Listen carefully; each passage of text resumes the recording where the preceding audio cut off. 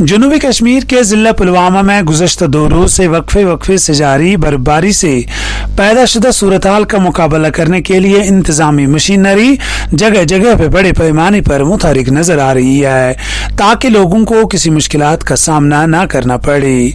जिला में राब्ता सड़कों से बर्फ हटाने के साथ साथ बिजली सप्लाई तकरीबन सभी इलाकों में बहाल होने के इतलात मौसूल हुए हैं। इधर सब जिला त्राल में ताज़ा बर्फबारी से पैदा शुदा सूरत हाल का जायजा लेने के लिए आज additional deputy commissioner Tral Shabir Ahmad Raina ने त्राल और आरीपल तहसीलों के मुतअद्दिद दूर अफ्तादा इलाकों का तफसीली दौरा करके जमीनी सूरत हाल का जायजा लिया है।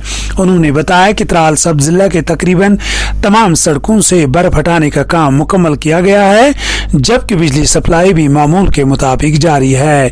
उनके हमरा तहसीलदार आरीपल और दीगर अफसरान और एहलकार मौजूद रहे। जिला में इस रिपोर्ट को मुकम्मल करने तक मुख्तलिफ इलाकों में हल्की बर्फबारी का सिलसिला जारी था। सईद एजाज, कश्मीर उज़्मा, पुलवामा।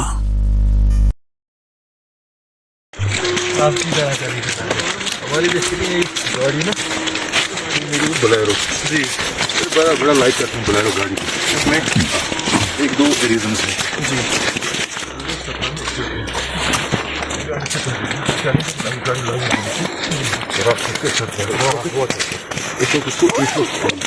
गाड़ी